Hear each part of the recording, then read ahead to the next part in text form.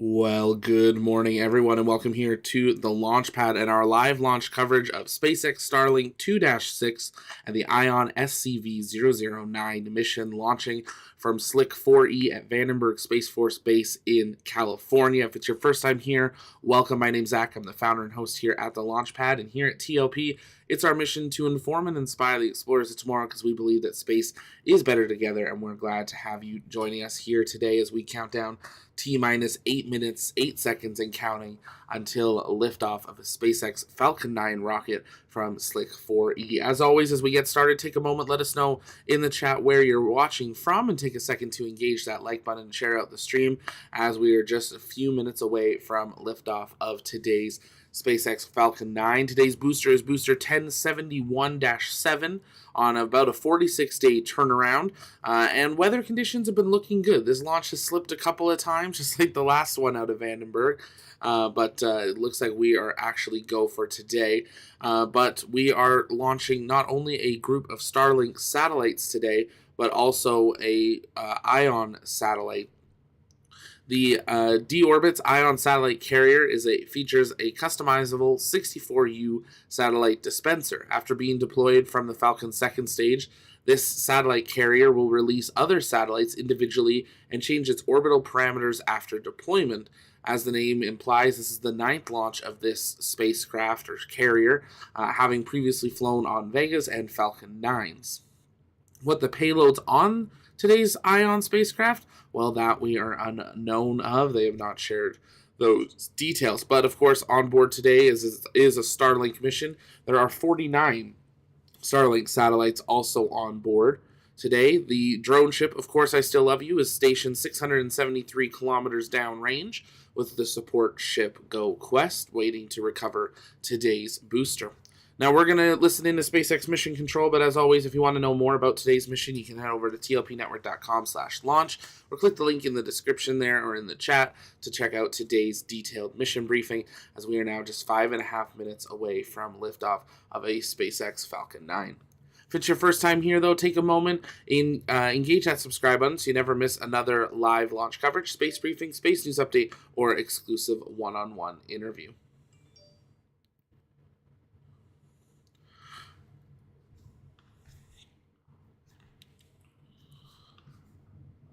We'll listen in to SpaceX Mission Control as we count down 5 minutes, 50 seconds, and counting until launch.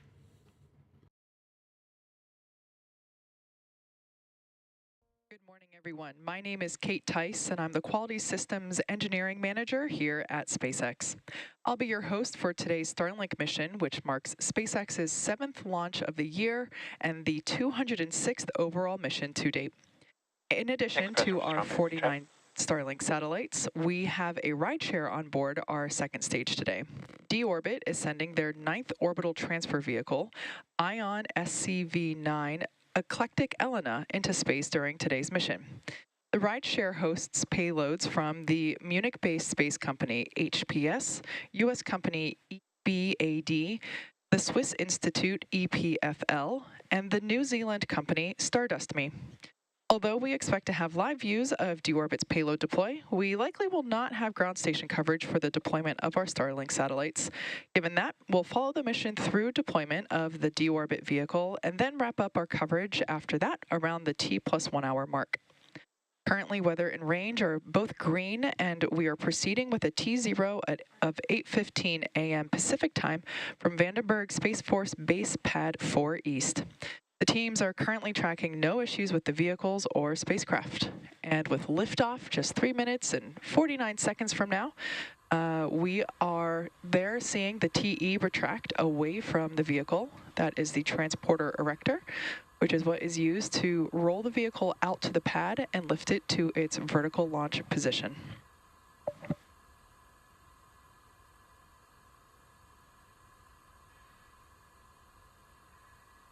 There's about 25 seconds remaining in the LOX load for the first stage. Falcon 9 is fully loaded with its fuel, which is RP1 or Rocket Propellant 1. First stage LOX load will wrap in about 5 seconds, and second stage will wrap its LOX load. There we heard the call out, stage 1 LOX load is complete. Second stage LOX load is still underway, and that will wrap up at about T-minus 2 minutes.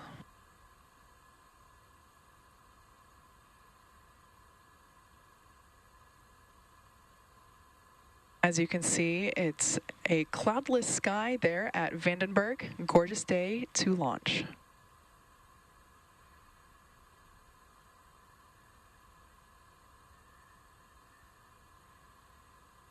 About 30 seconds remaining in the LOX load for second stage. As I mentioned before, the first stage is now completely loaded with all of its propellants. Falcon 9 is a bipropellant vehicle, meaning it uses liquid oxygen, an oxidizer, as well as RP1, a fuel. And both of those are completely loaded on the first stage. Second stage has all of its fuel at RP1, and LOX load will wrap up here any second.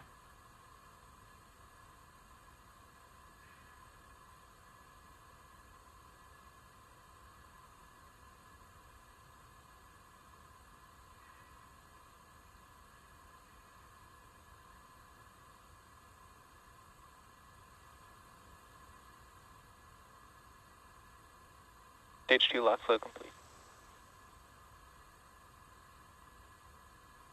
Falcon 9 is now fully loaded with 1 million pounds of fuel and liquid oxygen.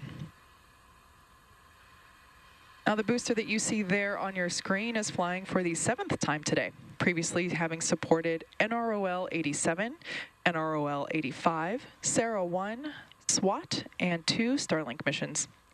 After liftoff and stage separation, the booster is scheduled to land on our drone ship, Of Course I Still Love You, which is stationed out in the Pacific Ocean. Reusability allows SpaceX to refly the most expensive parts of the rocket, Falcon 9 is in startup. There we just heard the call out that Falcon 9 is now on internal power.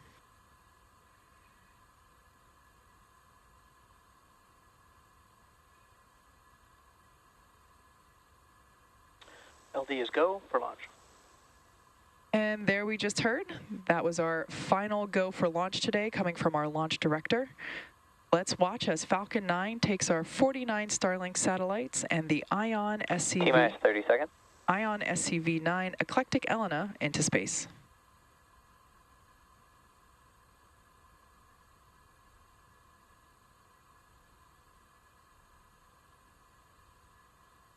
Fifteen seconds. T-minus 10, 9, 8, 7, 6, 5, 4, 3, 2, 1. Engines full power. And liftoff of Starlink 2-6. Go Falcon, go Starlink. Vehicle is pitching downrange. M1D chamber pressure is nominal.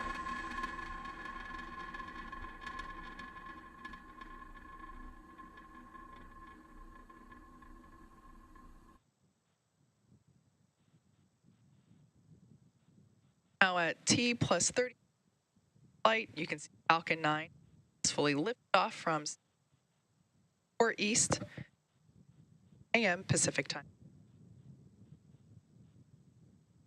Power and telemetry nominal.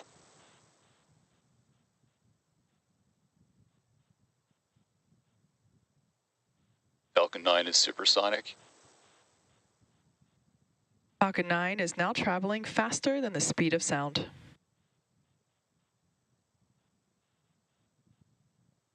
Max Q. There we heard the call out for max Q, indicating that the vehicle has passed through the maximum dynamic pressure that it will feel during flight.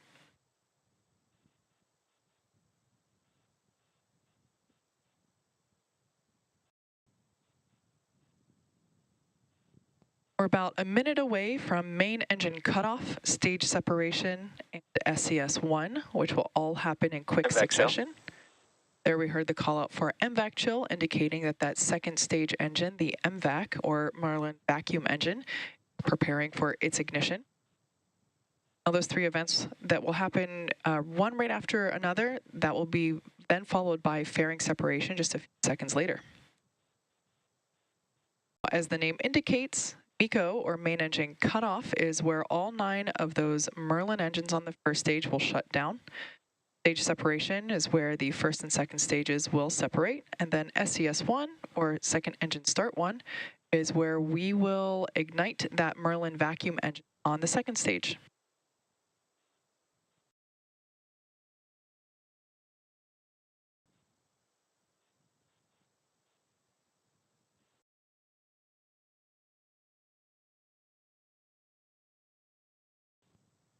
MECO. Stage separation confirmed. And back ignition. There you can see all 3 of those events happening, one right after another, including with a successful second stage ignition. There on the left-hand side of your screen, we can see those grid fins deploying. Those will help steer the vehicle back down for a precise landing on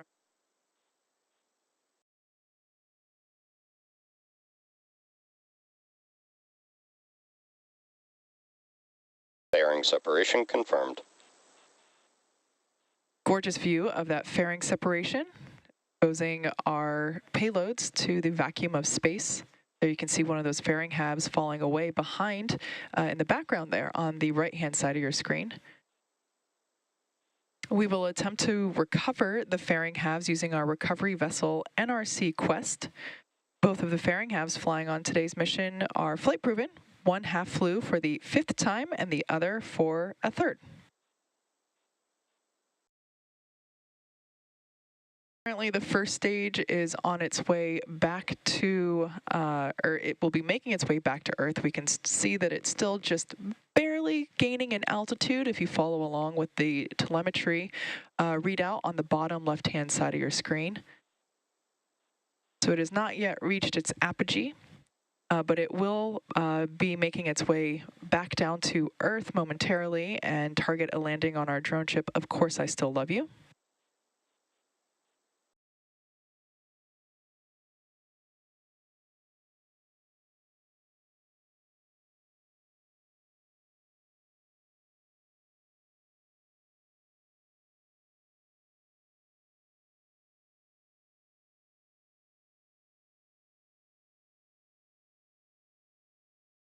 As I mentioned earlier, today's Starlink mission marks SpaceX's 206th mission overall and the 7th mission this year.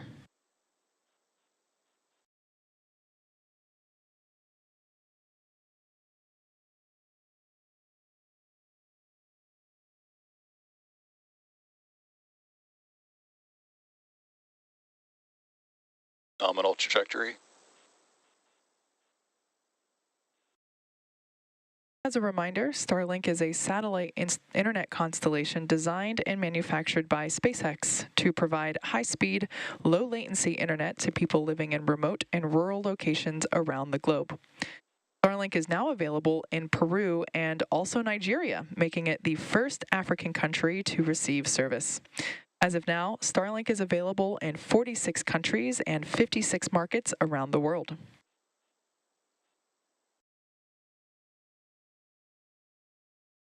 As I mentioned before, the first stage views are on the left, second stage views on the right-hand side of your screen.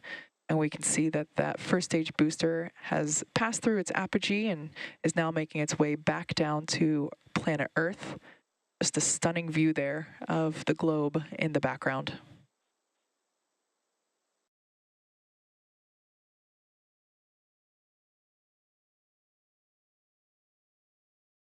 In about 10 seconds, we'll have entry burn start up. Stage 1 entry burn startup.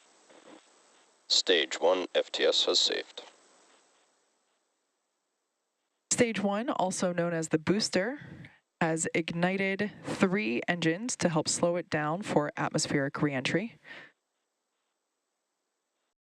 First stage is used to launch our 49 satellites, and our deorbit rideshare payload into space today is flying for the 7th time.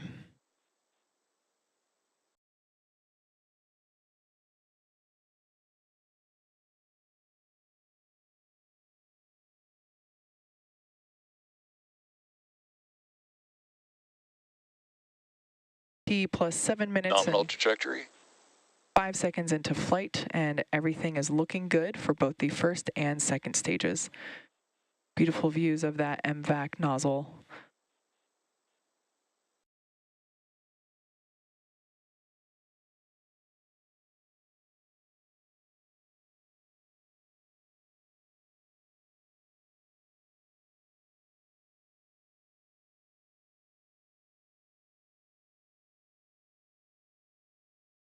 Stage 2, FTS Stage has 1 saved. entry transonic.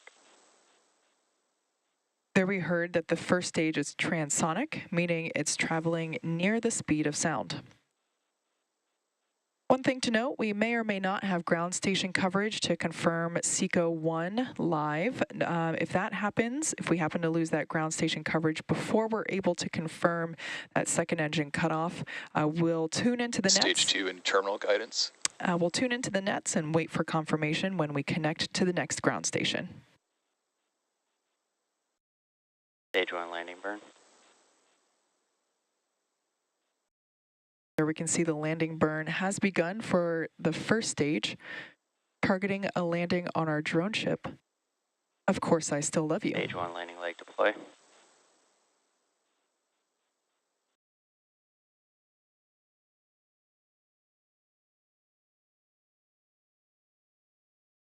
Stage 1 landing confirmed.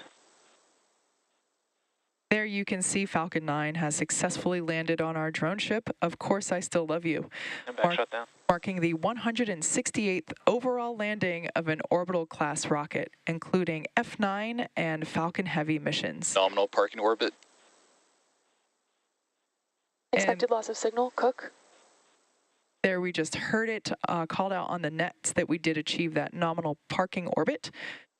But the mission isn't over just yet. That second stage is still carrying our 49 Starlink satellites and our rideshare payload. The next milestone coming up is the second start and shutdown of our MVAC engine on the second stage. That SES-2 is currently scheduled to occur at the T plus 53 minute mark. So enjoy some space tunes for now, and we'll come back live in about 40 minutes.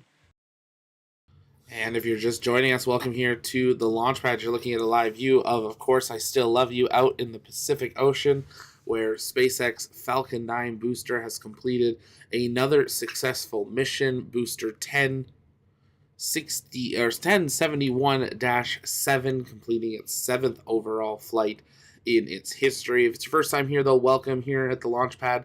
It's our mission to inform and inspire the explorers of tomorrow, because we believe that space is better together. And as you can see, we've added onto the screen there 2 live countdown to deployment of the Ion SCV009 and deployment of Starlink. We got 2 countdowns there for payload deployments. So we hope you'll stick with us as we're going to answer your questions. You can send us those in the chat by tagging us at the launch pad, and we'll work on answering those live over the course of the next about 45 minutes or so. The next major milestone, as they said, is going to be that second burn. That burn is set to occur 53 minutes, 25 seconds into today's flight. So we're going to be keeping a close eye on that as well. But if you have questions, send those in the chat by tagging us at the launch pad, and we'll work on answering those live over the course of the next little bit. I have to agree with Ian, those landings save so much money, it's unreal. And they never fail to impress, as Billy says. Absolutely. It's been a long time since we have seen any sort of failure of Falcon 9 recovery, and it's something that just seems so normal now. So amazing to see another successful one. And Vandenberg becoming very busy as well. That used to be a launch site we only saw a couple a year, and we've seen 2 or 3 already this year. This was SpaceX's 6th Falcon 9 mission of 2023, plus they had a Falcon Heavy. So that's 7 launches that they did this month. We've had confirmation that their goal was 105 this year for Falcon 9, not including Heavy or Starship from our understanding. Definitely not Starship, but not believing that included Falcon Heavy. And if this is true, if they can keep up this cadence of 7 launches per month, they are on track to do 112 launches this year. an absolutely incredible number. Not only really pushing the records for how many launches from one country in a year, but this is from one vehicle. So really absolutely amazing to see. My email sending a question: how far back in time does NASA have to go for 200 missions? Always great coverage. Appreciate it. My email. That's a good question. I'd have to do some math there. They do quite a few missions a year, depending on the year. But I mean, even back in Shuttle, you only saw a few missions a year. So it's something that we definitely did not see, 100+ missions in one year from them. I want to say maybe 10, 15 NASA missions a year, because there are a lot of smaller payloads that go. But yeah, you'd probably be looking at probably 8 to 12 years to get to like 100 missions for NASA, roughly, depending when you were looking at launching. Obviously, in the early days, that was one of the only companies launching, so it was a little bit higher for them there. So, and I think as Stellar points out, NASA missions are, at least now, generally are bigger. James Webb, Nancy Grace, LaVoire, things like that. They are much longer, decadal missions, where their lifetime is for decades, hopefully, but also their development is as well. Dee's asking, are there any launches planned for Australia this year? None that we've had confirmation of. There will, of course, be the Rocket Lab ones out in New Zealand, but we have not had any confirmation of any more flights out of Australia, but we do believe they're working towards them after we saw a couple flights this year, or last year, excuse me. So it's definitely something we're still keeping a close eye on, and hopefully we'll see a couple more of those sounding rockets, but no major large rockets will be out of Australia this year. Again, if you're just joining us and have questions, you can send those in the chat by tagging us at the launch pad, and we'll work on answering those through the coast phase. We're just now 44 minutes away from deployment of the ION SCV009 spacecraft, which will be followed about 20 minutes later by the deployment of the Starlinks. Ian, I am happy to inform you there will be some huge Artemis 2 news this year. We're estimating sometime between March and May is when NASA will announce the Artemis 2 crew. So we're super excited to find out who will be flying back to the moon. As a Canadian, I am so excited to find out who's the first Canadian going to lunar orbit. We only have 4 astronauts, so it's flip a coin twice and you might be able to figure it out. But no, we're super excited to have that crew announcement coming up in just a few months. If we were to run the same timeline as Artemis 1, now remember Artemis 1 had a number of delays, but if we were to run the same timeline as Artemis 1, we are less than 2 weeks away from when the SRBs started stacking in the Artemis 1 timeline, because it was almost 2 years from the first stacking of the SRBs to launch. So it is going to start. Artemis 2, countdown to Artemis 2 coverage is going to be starting in the next couple of months here on the launch pad, which is crazy to say because we just got through Artemis 1. And imagine when we get to the point where Artemis is every year. We're really excited about it. We'll just have continuous Artemis coverage of SLS testing, crew announcements, and different things. So it's going to start picking up very soon for Artemis 2. There'll be some large announcements this year, and we'll start seeing SLS come together, and then we'll see SLS roll out to the pad for wet dress next year.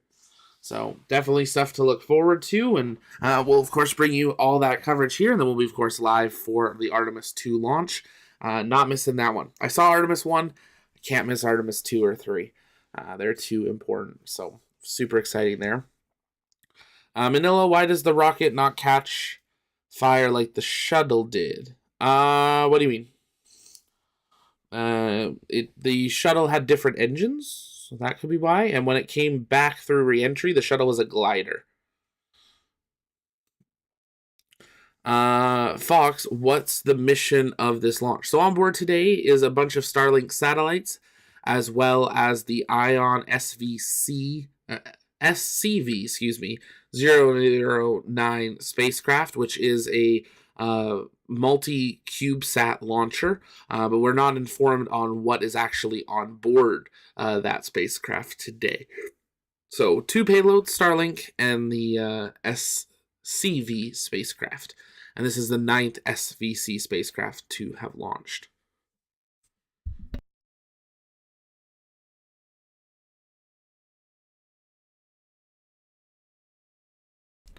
Yeah, we got some big plans, Ian, for Artemis 2 TLP days. We're already working on not content, but plans and strategies and new layouts and overlays and stuff for on screen and a whole bunch of stuff. We've got lots of plans for it, so we're super excited, and definitely something that we're excited to be on site for. And stuff we're going to plan, there's going to be some meetups around it as well down in Florida. And different things. There's lots of ideas running. So there'll be ways to engage as part of TLP and our Artemis 2 coverage, even if you're not in Florida. So as we get closer, make sure you're watching out for that. But we got a little ways until those announcements start rolling out.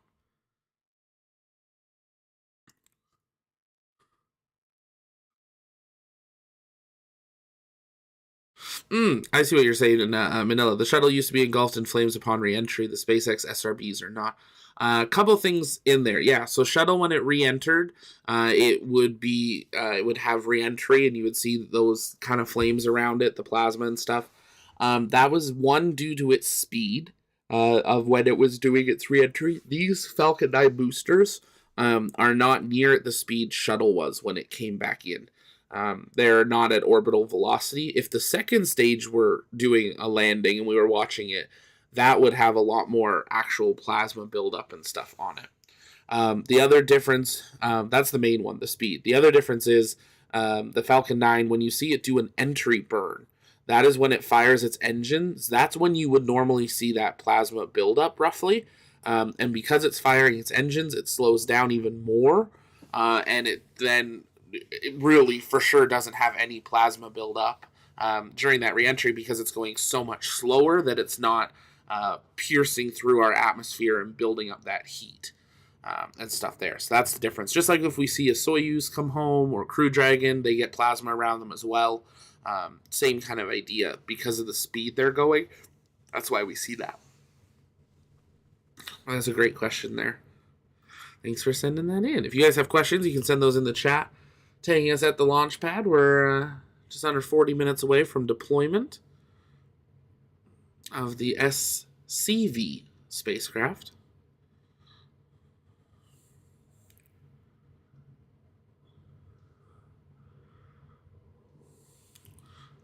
My email read over $2 million to transport a small sat.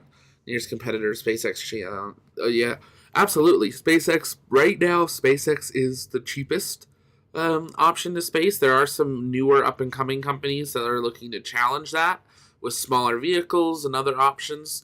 But with their rideshare mission, it gets even lower than that. With their rideshare, you're talking hundreds of thousands to get up with those like transporter missions and stuff. So it's absolutely incredible what Falcon 9 has been able to do.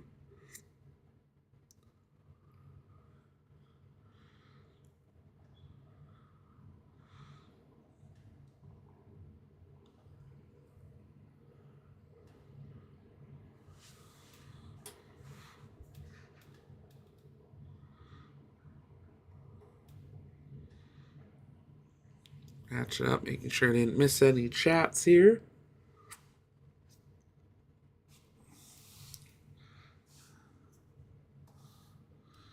Going to take a quick little commentary break, but stay with us as we count down towards that second stage burn. That is going to occur T plus 53 minutes into flight. A really quick 2-second burn, followed by deployment of that deorbit Ion spacecraft just a couple of minutes later. But stay with us right here on the launch pad as we count down to deployment of the Ion spacecraft and the Starlink satellites. Stay with us.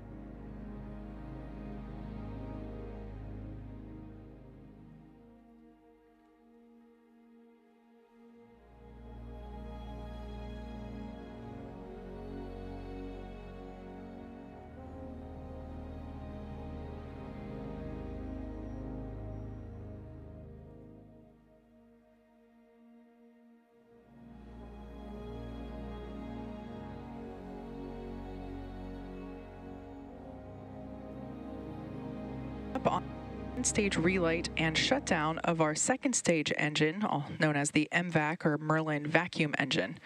It will be a super short burn lasting just a couple of seconds.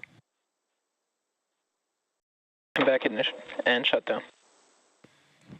Like I said, super short for that second engine start and second engine cutoff. Nominal orbit insertion. And there we just heard the call out for good orbit. Now the Starlink satellites and deorbit's orbital transfer vehicle for that second engine start and second engine cutoff. Nominal orbit insertion. And there we just heard the call out for good orbit. Now the Starlink satellites and deorbit's orbital transfer vehicle are still attached to Falcon 9's second stage. Our rideshare payload is set to deploy in about 3 minutes. So while we wait, sit back and enjoy the views and a couple more space jams.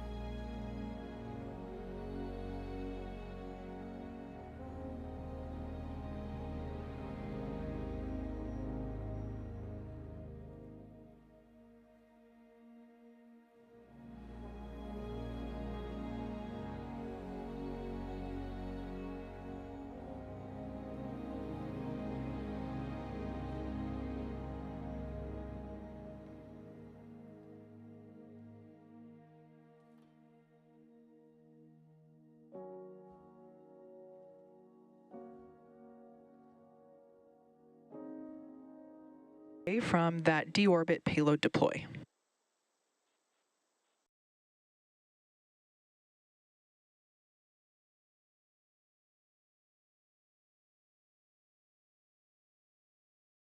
Ion SCV009 eclectic Elena separation confirmed. And there we heard it with that confirmation of the deployment of Ion SCV Eclectic Elena. That wraps up our launch coverage for today. A big thank you to D-Orbit for trusting us with their payload, and also a big thank you to all of you for tuning in. Now, just as a reminder, we won't have ground station coverage for the deployment of our Starlink satellites, so be sure to check out our social media for confirmation of deploy. Hope you enjoy the rest of your day, and we'll see you soon.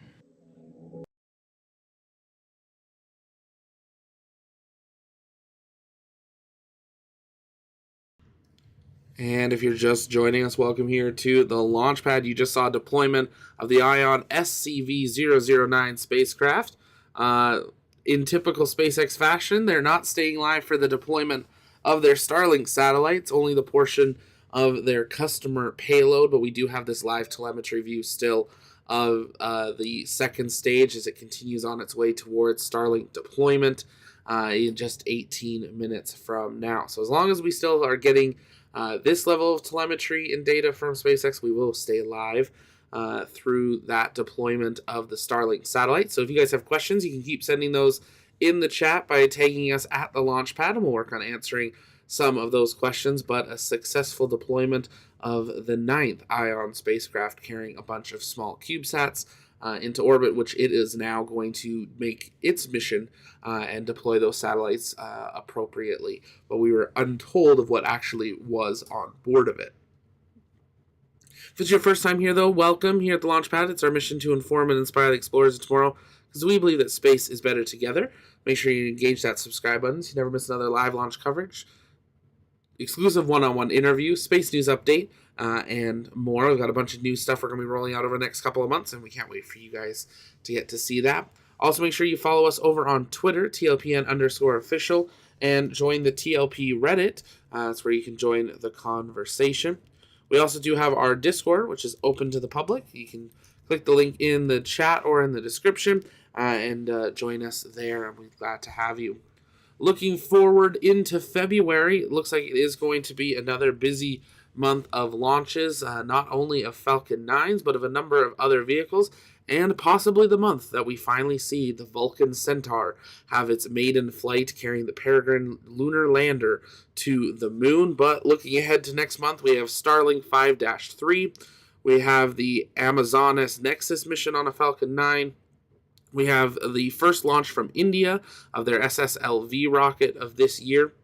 We have Progress MS-22 launching up to the space station. We have the uncrewed Soyuz MS-23 carrying that replacement rescue Soyuz spacecraft. We have the launch of Crew 6. We've got Starlink 2-2, 6-1, 5-4, as well as OneWeb 12. We may see... I don't think we're going to see it, but we may see some more testing towards the orbital flight of Starship. I don't think the orbital flight test will be in February, but we'll see what happens. We might see the first Firefly launch of 2023, the first Relativity launch of 2023, and their first launch period, as well as a number of other missions.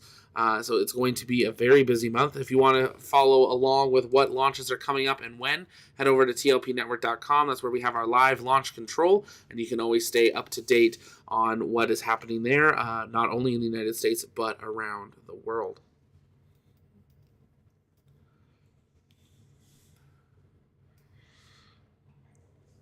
And thanks for Stella dropping that one in the chat. Also, it is launch day, so if you head on over to the Launchpad shop, use promo code LAUNCHDAY, you can get 10% off of everything in the store there. We're excited to be working on some new stuff as well, but definitely take a look on the shop. That's a big way to help support what we do to bring you guys the best possible coverage of everything space. We're just now under 15 minutes away from deployment, so sit back, relax, and I'll be back just before confirmation of deployment. When deployment should occur, unfortunately, they will not have confirmed ground stations, so we will await for that confirmation via social media. But stay with us.